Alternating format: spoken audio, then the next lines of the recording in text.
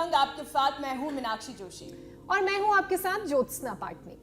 अप्रैल का महीना शुरू हुए आज दूसरा दिन है, लेकिन देश के कई हिस्सों में गर्मी के अभी से तेवर दिखने लगे हैं। 2 दिन की तपिश से ही लोगों की हालत खराब होने लगी है। पारा ऊपर चढ़ा ही नहीं कि लू का एहसास भी लोगों को होने लगा है। ऊपर से धूल भरी आंधी अलग से परेशान कर रही है। और अब क्योंकि पारा ऊपर चढ़ने लगा है, jaundice, acidity, migraine, heat stroke और डिहाइड्रेशन का खतरा भी लगातार बढ़ गया है।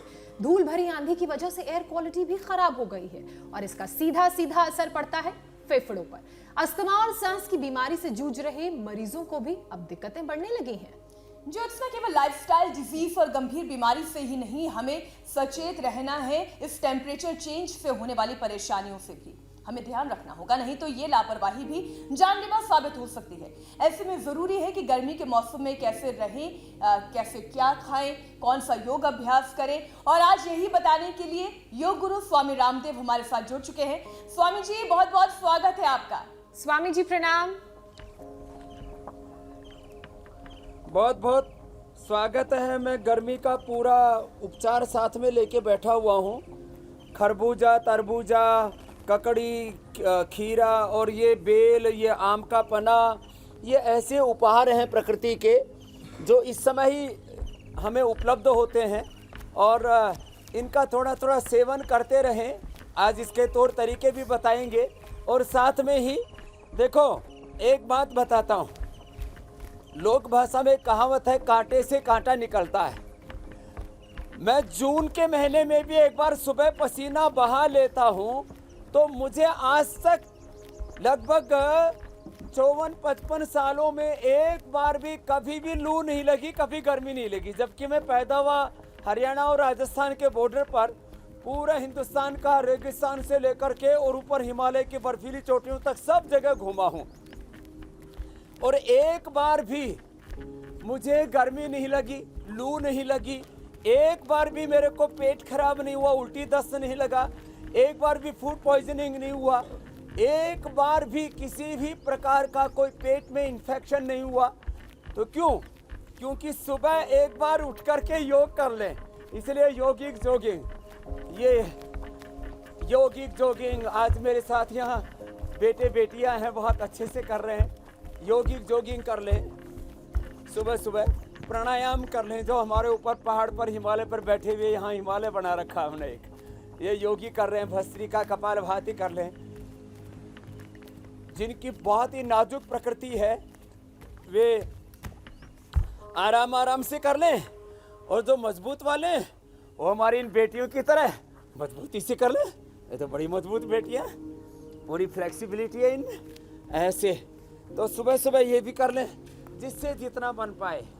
और देखो ये सब करते करते आपको 5-7 चीजें तो मैं शुरू में बता देता हूँ। शीशम के पत्ते, बेल, पीपल, संजीवनी घास, दूधी घास, दूब घास, इनके पत्तों को पीस करके पी लें, बिल्कुल गर्मी नहीं लगेगी। सुबह सुबह एक प्याज खा लें। वैसे हम तो बचपन में बासी रोटी और वो सबसे अच्छी होती है जौ की या बाजरे की या गेहूं की या गो चना की मिक्स रोटी बनाते थे। एक बासी रोटी और जो है प्याज खा लेते थे, तो फिर गर्मी लगने का मतलब ही नहीं। प्याज एक जो खाएगा उसको गर्मी नहीं लगेगी। और दूसरा जौ और बाजरे की खिचड़ी, ये वैसे तो जौ तो ठंडा होता है, बाजरा वैसे थोड़ा गर्म होता है, लेकिन जब उसकी खिचड़ी बना लेते हैं और फिर उसके अंदर दही छाछ डाल करके और फिर पीते हैं तो ताकतवर भी पूरी होती है और गर्मी का नामो निशान नहीं होता। गर्मी गर्मी को मारती है। तो खैर ये योगिक जॉगिंग के 12 अभ्यास एक बार पूरे कर लें। सुबह एक बार पूरा पसीना निकाल लें। जो सुबह एक बार पूरा पसीना निकाल लेंगे हमारे साथ इंडिया टीवी पर, सुबह 8 बजे, शाम को 5 बजे, फिर उनको गर्मी नहीं लगेगी। ये इतनी अद्भुत बात है। और फिर बेल का शरबत पी ले, आम का पना पी ले और रोटी में जौ की रोटी खाएं। हाँ, दलिया और खिचड़ी, जैसे मैंने कहा था जौ की और बाजरे की, ये बड़ी जबरदस्त होती है। ऐसी छोटी छोटी बातें, जितने भी पानी वाले फ्रूट्स होते हैं, जैसे वाटरमेलन है, खरबूजा है, तरबूजा है, मौसमी है, संतरा है, ये सब जो है गर्मी को मारने वाले और डिहाइड्रेशन से, उल्टी दस्ते से बचाने वाले, डाइजेशन को अच्छे रखने वाले। वैसे ब्राह्मी आदि का शरबत भी पिया जाता है, बेल का शरबत पिया जाता है, तो आज आम का पन्ना, बेल का शरबत भी बताएंगे। और ये सारी चीज़ों से कैसे हमें प्रोटेक्ट करना अपने आप को गर्मी में। योगिक जॉगिंग और सूर्य नमस्कार तो सबको करना है सुबह सुबह। इसके अलावा वो अभ्यास जो हमें गर्मी से तत्काल राहत देते हैं वो भी बताएंगे।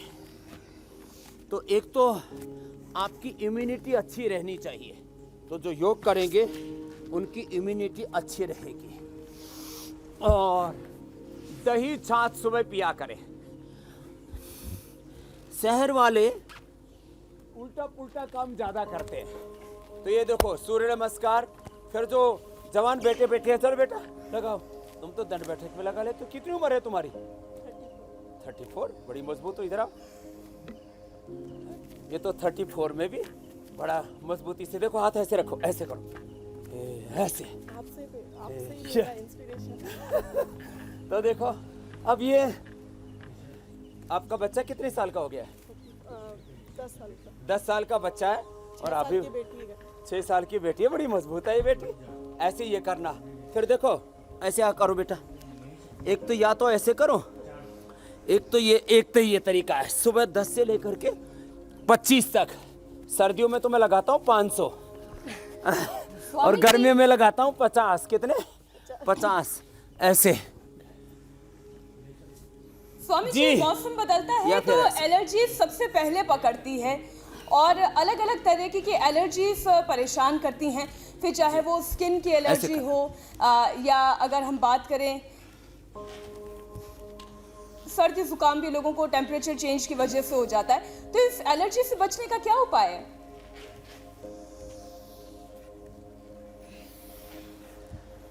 अपना एनर्जी लेवल हाई रखें। जो हम ही बता रहे थे, योगिक जॉगिंग, सूर्य नमस्कार, ये दंड बैठक, और कुछ नहीं हो पाए तो भुजंगासन 25, 50, 100 बार कर लिया ऐसे। जिनका एनर्जी लेवल हाई रहेगा उनको कोई एलर्जी नहीं होगी। एक बात। फिर आगे अब अलग अलग, चलो बेटा जाओ अब आसन करो। अब देखो आसन सर्दी में तो हम तेजी से करवा देते हैं, गर्मी में धीरे धीरे आसन करने चाहिए। और आपने अब एलर्जी पूछी तो अलग अलग एलर्जी का 5-7 तरह की मेन एलर्जी होती है। एक तो फूड एलर्जी, उसके लिए तो कपालभाति, और कपालभाति मंडूकासन के साथ, योग मुद्रासन, वक्रासन, पवन मुक्तासन, उत्तान पादासन के साथ करने से डाइजेशन बहुत अच्छा रहता है। तो एक तो खाने पीने की चीज़ों से एलर्जी होती है, दूध से, दही से, छाछ से, पनीर से, किसी को अलग अलग प्रकार की खटाई से, किसी भी तरह की खाने पीने की चीज़ों से एलर्जी है तो कपालभाति के साथ मंडूकासन और अभी जो आसन हम बताने वाले ये करें। जिनको श्वास की एलर्जी है वे तो भस्त्रिका प्राणायाम करें ऐसे।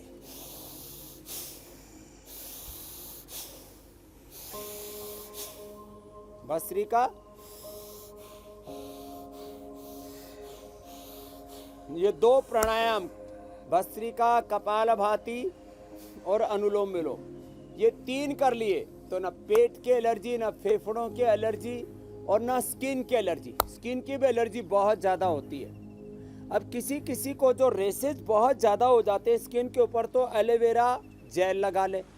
और बहुत ही ज़्यादा रेसेज के साथ साथ किसी को सोराइसिस उखड़ जाता है बहुत भयंकर, किसी किसी को जो है लिकोडर्मा, किसी को आजकल तो सफ़ेद दाग, पता नहीं क्या, ये छोटी छोटी बीमारियों से बड़े बड़े उपद्रव हो जाते हैं। तो मिट्टी के अंदर एलोवेरा, नीम, हल्दी, एलोवेरा, नीम, हल्दी, मेहंदी, ये 4 चीज़ें मिला करके और उसका लेप लगाने।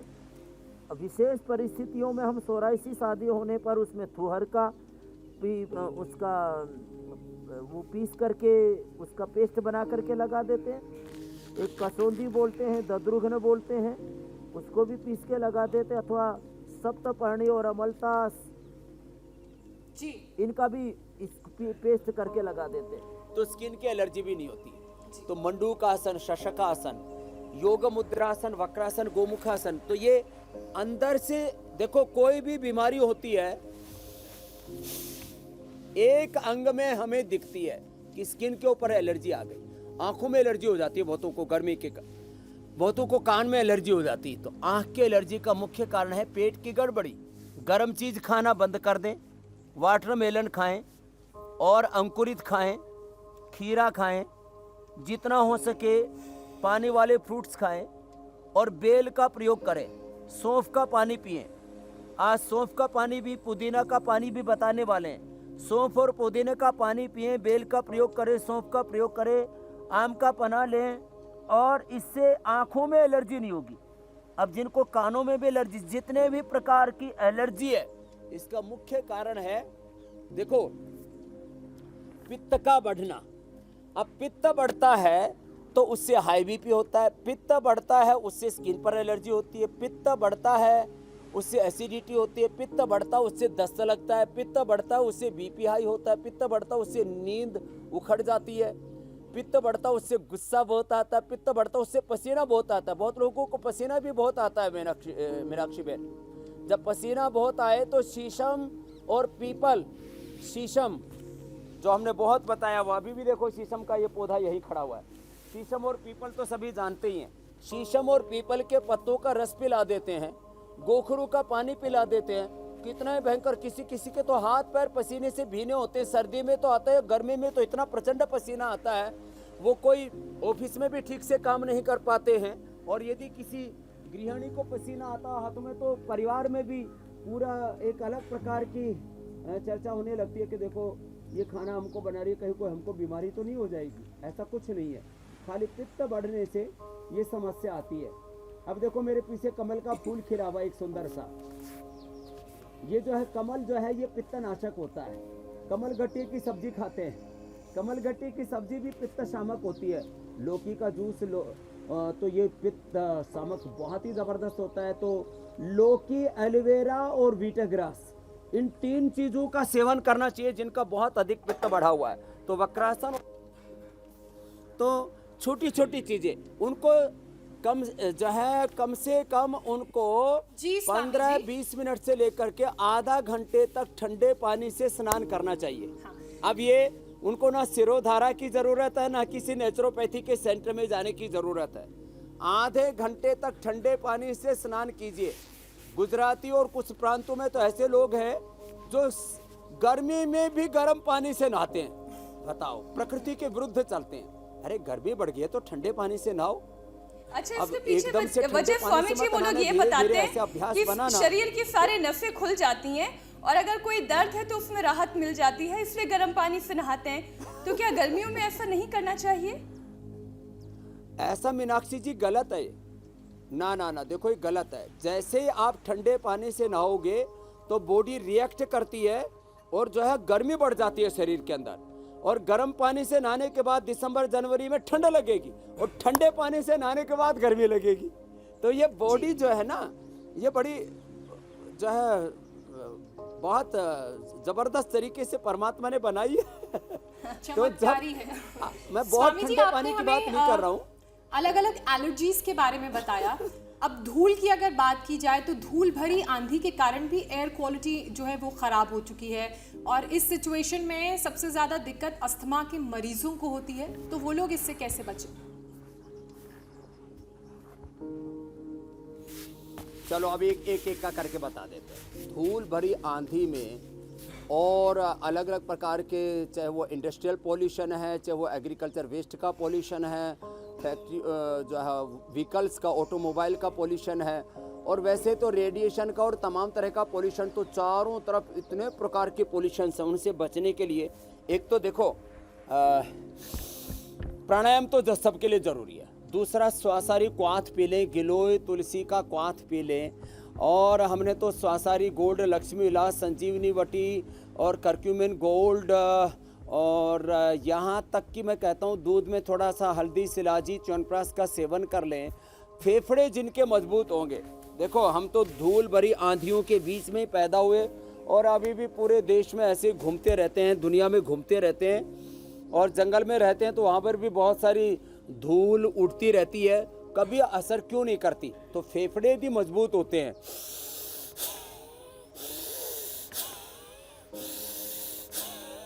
तो कितनी धूल धक्कड़ हो और जेनेटिक अस्थमा भी क्यों ना हो और किसी को लंग फाइब्रोसिस, सार्कोडाइसिस भी क्यों ना हो, भस्त्रिका 5 से 10 मिनट, 10 से 15 मिनट कपालभाति और 10 से 15 मिनट ये अनुलोम विलोम ये कर लें और थोड़ा सा घी से बचे, ठंडा पानी ना पिएं, दिव्य पेय पिएं। पानी की जगह, चाय कॉफी की जगह दिव्य पेय पिएं, ठंडा पानी भी ना पिएं। तो दिव्य पेय पी ले या गिलोय का क्वाथ पी ले या स्वासारी क्वाथ पी ले, 3 विकल्प हैं। तो किसी के भी एलर्जी की, खास करके ये फेफड़े से रिलेटेड एलर्जी है, लंग से रिलेटेड एलर्जी है, श्वास से रिलेटेड एलर्जी है, कतई नहीं होगी। घी ना खाएं, ठंडा बाकी ये जो कुल्फी खाते हैं, आइसक्रीम खाते हैं, इनसे तो थोड़ा बचना पड़ेगा। ठीक होने के बाद खा लें कभी कभी।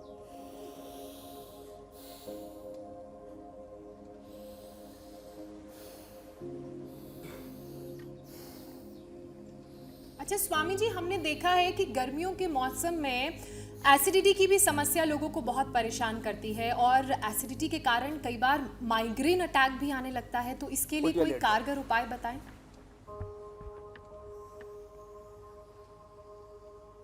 माइग्रेन पेन का कारगर उपाय एक तो यह कि बादाम रोगन नाक में डालें।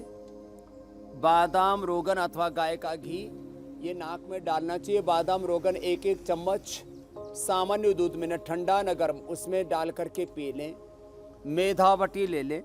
और जिनको बहुत ज़्यादा गर्मी के कारण से, पित्त के कारण से, देखो वातज, पित्तज, कफज 3 ही तरह के रोग होते हैं। तो सिर में दर्द बहुतों को पित्त के कारण से होता है, तो उनको वाटरमेलन खाना चाहिए। हमने वाटरमेलन भी यहाँ पर रखा हुआ है, वाटरमेलन खाना चाहिए उनको। जौ की रोटी की आटी, जौ का ही दलिया, जौ की ही राबड़ी आज हम बताने वाले, उसका सेवन करना चाहिए। और ऐसा करेंगे, मेधावटी सुबह शाम ले लेंगे। अनुलोम विलोम, भ्रामरी, उद्गीत, शीतली शीतकारी प्राणायाम, शीतली शीतकारी भी अभी बताने वाले हैं, वो भी सबके लिए ज़रूरी है, ये करें। और ये जो भुजंगासन, मरकटासन तो हर रोज़ की प्रैक्टिस में करना चाहिए। इससे central nervous system, peripheral nervous system, sympathetic parasympathetic system हमारा अच्छा हो जाता है और प्रोडक्टिन, कार्टिसोल, एसीटेच, एड्रेनलिन जो स्ट्रेस हार्मोन्स हैं वो कम हो जाते हैं और इंडोर्फिन, इनकेफिनिन, सेरोटोनिन, डोपामिन, मेलाटोनिन अच्छे हार्मोन्स बढ़ जाते हैं। इसलिए ये तो सबको करना चाहिए। भुजंगासन और सलभासन जो कर सकें उनको, तो फिर धनुरासन। और सीधे लेट करके जो जवान बेटे बेटियां आजकल जो है 50 साल की उम्र वालों को भी बहुतों को सिर दर्द होता है, वो सर्वांग आसन भी किया करें, ये ज़बरदस्त है। जो सर्वांग आसन ऐसे करेंगे उनको कभी भी लाइफ में सिर दर्द नहीं होगा। और उसका लाइव एग्जाम्पल मैं हूँ आपके सामने। मैं बचपन से ये शीर्षासन और सर्वांग आसन करता हूँ। सिर दर्द का मेरे पड़ोसियों को भी नहीं होता है, उनको होता है तो दूर हो जाता है। तो ये शीर्षासन या सर्वांग सिर दर्द का कारण बन जाते हैं। अब मेरी पड़ोसी ऐसी है, इसको कभी कुछ नहीं होगा क्योंकि ये भी योग करती है स्वामी जी। लेकिन एक और समस्या है जो बहुत ज़्यादा भारत में बढ़ रही है, वो है गर्मी में जॉन्डिस होने की परेशानी। जॉन्डिस की परेशानी अक्सर सुनने के लिए आ रही है और ऐसे में आप 3 टिप्स दीजिए ऐसे जो जॉन्डिस को भी हमारे शरीर से दूर रखे हमेशा हमेशा के लिए। एरंड के पत्तों का रस पी लिया करें, महीने में 1 बार भी पी लिया ना एरंड के पत्तों का रस, तो जॉन्डिस नहीं होगा। सर्वकल क्वाथ महीने में 1 बार पी लें, कभी जॉन्डिस नहीं होगा। ये प्रिवेंशन के लिए बता रहा हूँ। हो गया है तो 3 बार पी लो, होने के बाद 3 से 7 बार पी लो, और महीने में 1 बार एरंड के पत्तों का रस पी लिया या सर्वकल क्वाथ पी लिया।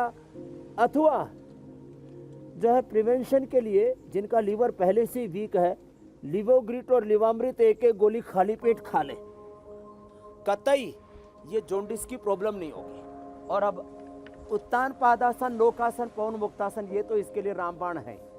पवन मुक्तासन, उत्तान पादासन, लोकासन करें। और इसका घरेलू उपाय है, मैंने बोला व्हीट ग्रास, एलोवेरा और लौकी, ये 3 चीज का जूस पी लें, अथवा गाजर, चुकंदर और अनार का जूस पी लें, अथवा एक बार सुबह सुबह खाली पेट सप्ताह में 1 बार तो खा ही लो, और जिनका लीवर बहुत ही वीक है तो कुछ दिन लगातार सुबह खाली पेट 1 सेव खा लो और थोड़े दिन अनार का सेवन कर लो।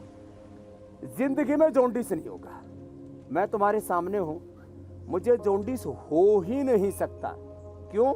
एक तो मैं सुबह सुबह योग करता हूँ, और दूसरा कभी कभी मैं अनार का आप लोगों को बताते बताते अनार, गाजर और चुकंदर का जूस पी लेता हूँ, कभी कभी सेव का जूस पी लेता हूँ, तो कभी कभी सेव खा लेता हूँ, कभी कभी पपीते के पत्तों का रस, कभी कभी एरंडी के पत्तों का रस, कभी कभी सर्वकल्प क्वाथ, ऐसी कभी कभी पीने से भी जॉन्डिस के दुश्मन होने के बाद भी हम एक चोटला होता है शोनाक, उसको भी रात को भिगो के सुबह पी लेते हैं, अथवा रस ही पी ले। भूमि आंवला है, पुनर्नवा है, मकोई है, इनका कोई भी रस पी लिया तो लीवर इतना स्ट्रोंग हो जाता है, कमजोरी से ही बीमारी पैदा होती है। तो मेरे साथ बोलो, कमजोरी ही बीमारी है, कमजोरी ही बीमारी है। तो लीवर कमजोर होगा तो होगा ना जॉन्डिस, यदि आपका पेनक्रियाज कमजोर होगा तो होगी ना डायबिटीज, फेफड़ा कमजोर होगा तो होगा ना अस्थमा, हार्ट कमजोर है तो है, आपको इजेक्शन इन्फेक्शन कम हो गया, हार्ट में ब्लॉकेज आएंगे, आपके नस नाड़ियाँ कमजोर होंगी तो आपको न्यूरो प्रॉब्लम्स होंगी ना। तो अपने शरीर को मजबूत बनाओ तो फिर कोई बीमारी होगी नहीं। तो जॉन्डिस का भी बता दिया, अब अगला पूछ लो।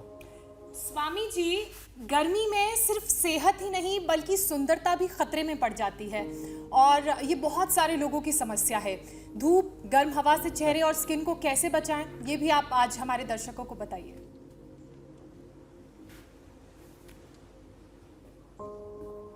अच्छा, अब चलो, अब गर्मी की शुरुआत में ही आपने प्रिकॉशन ले लिया है तो हम भी बता देते हैं गर्मी के लिए। एक तो देखो, आजकल जो पढ़ी लिखी बेटियां हैं ना, वो सनस्क्रीन लगाती हैं गर्मी के अंदर, और सर्दी के अंदर अलग अलग प्रकार के लोशन लगाती है। तो मैं इसका एक तो प्राकृतिक उपाय बताता हूँ। हमने भी बना रखी है सनस्क्रीन, हमने भी बहुत चीज़ें कर रखी हैं सर्दियों के लिए, फिर बॉडी लोशन सब बताते हैं हम। लेकिन सीधी सी बात हम बताते हैं भाई, अपना तिल का तेल, सरसों का तेल, मक्खन अपने चेहरे पर पोत लो सर्दियों के अंदर, और जो है गर्मियों के अंदर एलोवेरा जेल लगा लो ना। और ज़्यादा ही स्किन सेंसिटिव है, अब कुछ कुछ तो एकदम राजकुमारियाँ हैं, उनको तो इतना ज़्यादा सेंसिटिव स्किन रहती है, तो उसके लिए क्या करें एकदम असूर्यम पश्या कन्या, कभी सूरज का दर्शन ही नहीं किया। सूरज के दर्शन, इतनी देर सूरज की धूप में बैठते हैं तो उनके एकदम चेहरे लाल, पीले, काले, नीले, कई तरह के रंग बहुरूपीय हो जाते हैं। तो क्या करें? तो देखो, हमने एक लेप बताया हुआ है, वो जबरदस्त है। पका हुआ केला, पका हुआ पपीता, फिर केला और पपीता के साथ खीरा, बादाम, चिरौंजी, एलोवेरा और गुलाब के फूल, यहाँ पे बहुत खुले हुए, गुलाब के फूल, ये थोड़ा सा हल्दी, थोड़ा सा उसके अंदर नीम, ये सब पीस करके और थोड़ा उसमें हनी मिला ले, और ये चेहरे पर सुबह सुबह लगा ले, और सुबह सुबह लगा करके धूप में बैठे, सूरज की धूप में बैठे, और चेहरा ऐसा चमकने लगेगा, और 100 साल तक चमक फीकी नहीं पड़ेगी, और जो है कोई भी एंटी एजिंग क्रीम नहीं लगानी पड़ेगी, कोई भी जो है सनस्क्रीन नहीं लगानी पड़ेगी। इतना ज़बरदस्त इसका फ़ायदा है। और देखो, एक बात बताता हूँ, कपाल भाती तो सबको करना ही, बैठो बच्चों, देखो कपाल भाती सबको करना ही है। कोलेजन खाते हैं आजकल, ये स्किन का प्रोटीन जो है उसको अच्छा रखने के लिए प्रोटीन है स्किन के लिए। तो कोलेजिनेज जो है वो बढ़ने से, कोलेजन में 30 साल के बाद कहते हैं 1% डिजेनरेशन होना चाहिए, हो जाता है। अभी तो मेरी आधी स्किन खराब हो जानी चाहिए थी। मेरी स्किन तो बच्चों जैसी है, जैसे यहाँ पर छोटी गुड़िया है, इधर आओ बेटा, इसके जैसी स्किन है, ऐसी मेरी स्किन है। क्यों?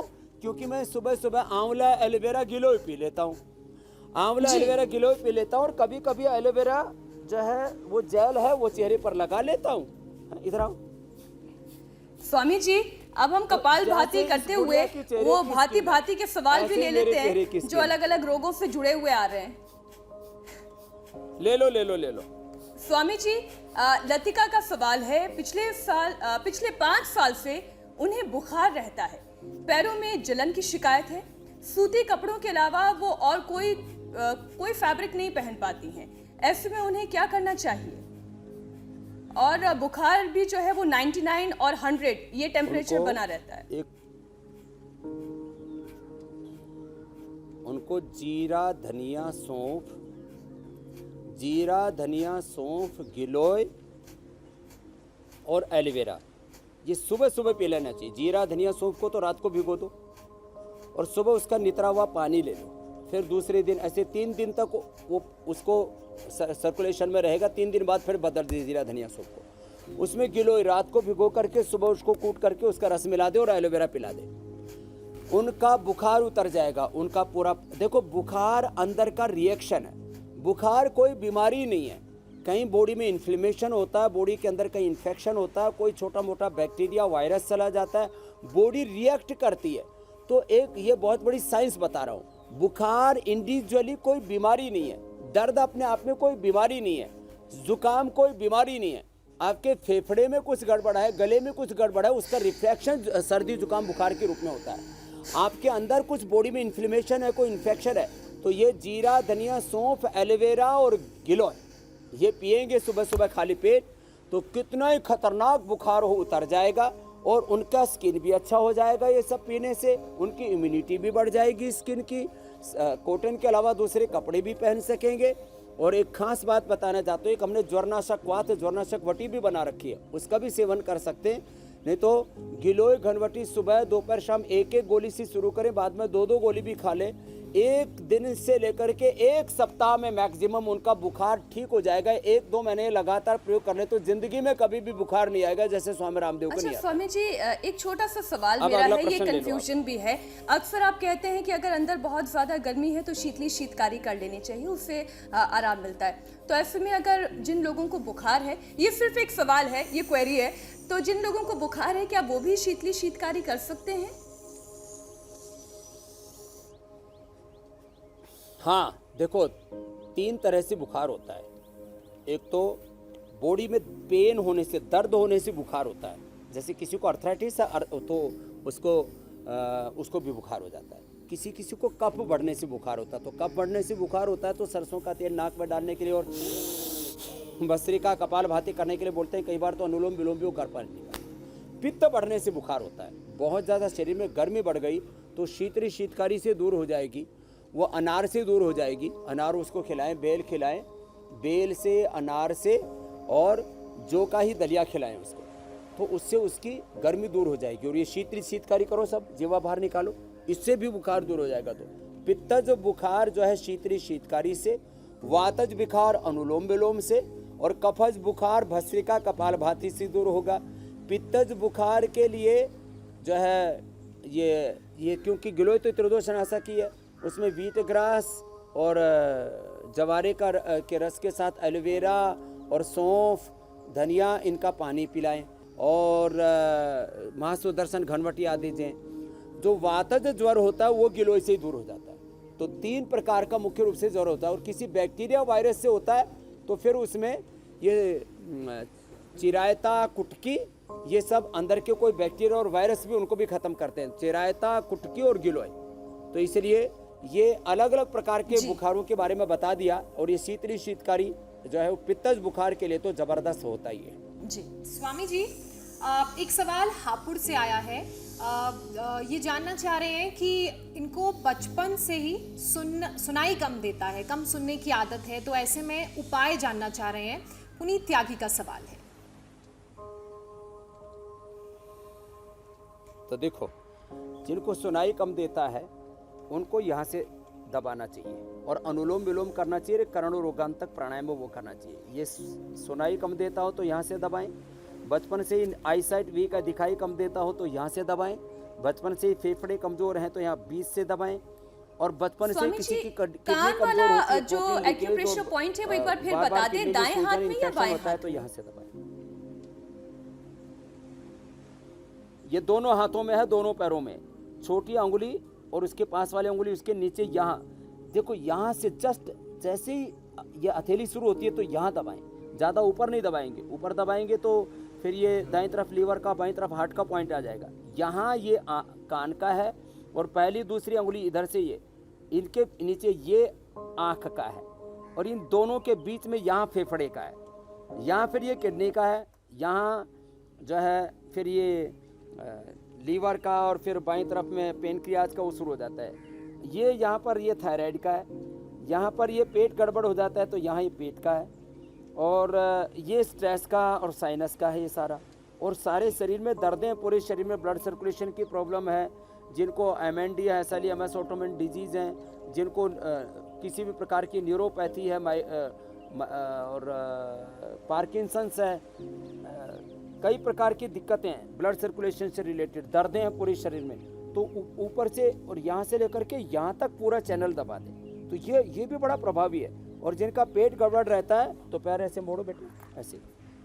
जी स्वामी जी, अब दो ऐसे सवाल हैं जो मेरे ख्याल से आपस में थोड़े से जुड़े हुए भी हैं, इसलिए हम एक एक करके लेते हैं। स्वामी जी, वंश गुप्ता का ये सवाल है, जॉगिंग और एक्सरसाइज के बाद भी उन्हें पसीना नहीं आता, तो पसीना ना निकलने की समस्या है जो वंश बता रहे हैं। और वहीं सुधीर नायक ये सवाल पूछ रहे हैं, उनकी पोती के हाथों और तलवों में बहुत पसीना आता है, जैसे वो हाथ धोकर आई हो। तो ये दोनों जो है, इन दोनों ही केसेस के लिए आप उपचार बताएं, ज्यादा पसीना आना और ना पसीना जिनको आना। बहुत ज़्यादा पसीना आता है उनके लिए मीनाक्षी जी मैं पहले बता चुका हूँ। उनको बहुत ज़्यादा जिनको पसीना आता है वो शीशम के पत्ते, बेल के पत्ते, शीशम, बेल, नीम, पीपल, दूर्वा घास, दूब घास, ये सब का रस, कोई भी 1, 2, 3 पत्ते जो भी मिल जाए इनका रस पी लें।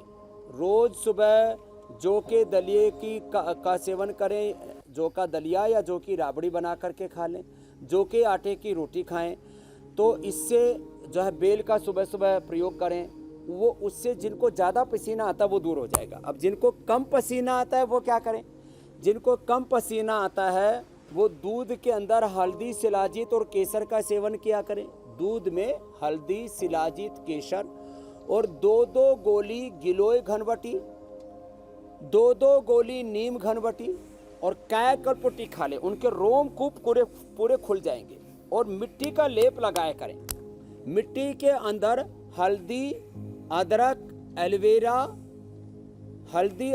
एलोवेरा, नीम, ये सब पेस्ट बना करके लगा लो और मिट्टी पोत करके, कई बार हमने दिखाया हुआ है, फिर भी दिखाएंगे, अभी तो अब दोबारा से मड चिकित्सा बताएंगे तो मड थेरापी, तो मिट्टी लेप लगा करके और फिर उसमें बैठ करके उनको भस्त्रिका, कपालभाति और अनुलोम विलोम प्राणायाम करना चाहिए। तो थोड़े ही दिनों में पूरे रोमकूप खुल जाएंगे। और जिनको पसीना नहीं आता, ये बहुत बड़ी समस्या है, इसकी एलोपैथी में कोई दवाई नहीं है।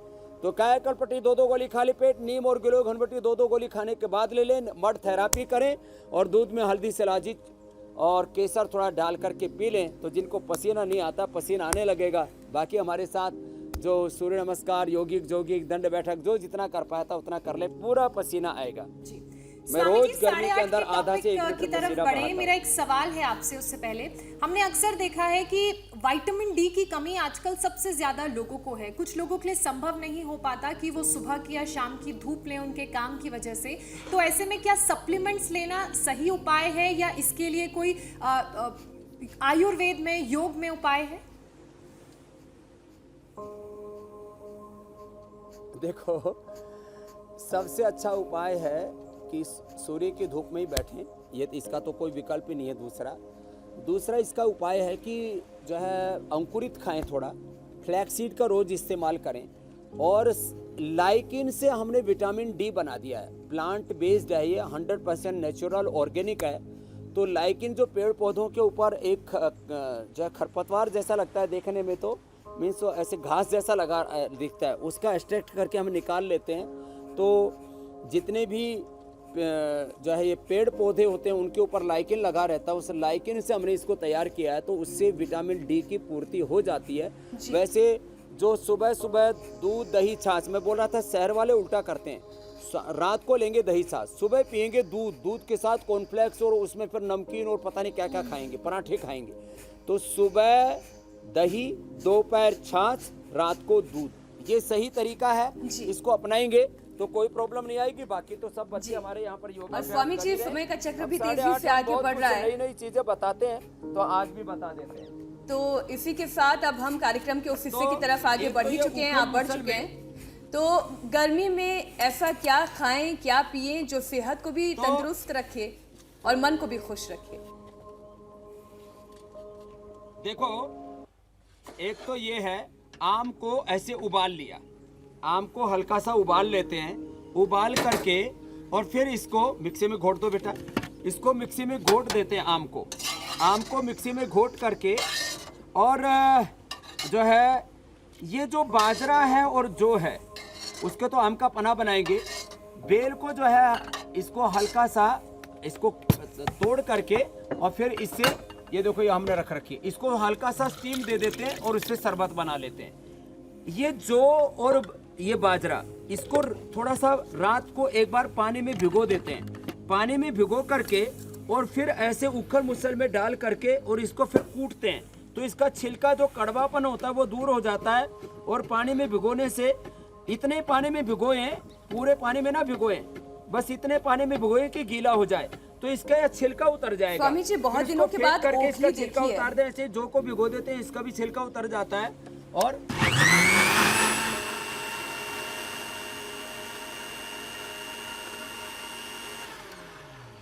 तो इधर ये आम का पना तैयार हो गया। हमने ये पुदीना का पानी, ये सौंफ का पानी और बेल को भिगो करके जो है इसको थोड़ा सा हल्का सा उबाल करके फिर इसका भी शरबत बनाते हैं। और ये रात को मैंने बोला बहुत अच्छी बनानी हो तो इसको पानी के साथ साथ इसमें 1 किलो के अंदर 200 ग्राम छाछ और डाल देते हैं। तो इसके अंदर फिर सुबह इसके छाछ डाल करके इसको घोट देते हैं। तो ये घाट की राबड़ी, जौ का दलिया, बहुत ज़बरदस्त गर्मी के लिए। और ये जो है मैंने बताया आपको, ये है फिर उसका बाजरे का।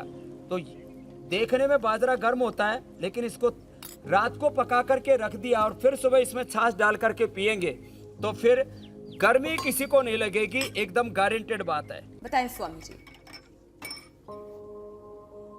तो ये बादाम की ठंडाई, ये बेल का शरबत और ये आम का पना और ये राबड़ी, ये सब तैयार हो गई है। तो अब हम उसके बारे में बता देते हैं।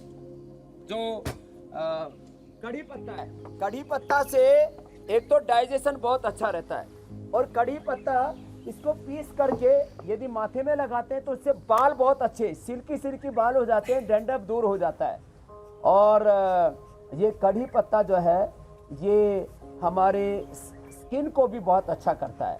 तो कढ़ी पत्ता पेट के लिए, स्किन के लिए और बालों के लिए रामबाण है, इसको भी अपने घर में लगा लिया करें। और खाली कढ़ी में ही नहीं, इसको साउथ में तो लोग इडली बनाते हैं उसके अंदर भी डालते हैं, किसी भी साग सब्जी के अंदर इसको डाल के खाया जा सकता है। और हमारा पाचन तंत्र अच्छा रहेगा तो पूरा शरीर अच्छा रहेगा। तो कड़ी पत्ता भी वैसे मैंने अपनी बालकनी में लगा लिया है। अगर आपने अपनी बालकनी में या आप अपने आंगन में नहीं लगाया है तो आज का दिन है, आज आप ये पौधा जरूर लगाएं। स्वामी जी बहुत बहुत धन्यवाद इस पूरे कंप्लीट योग आयुर्वेद पैकेज के लिए।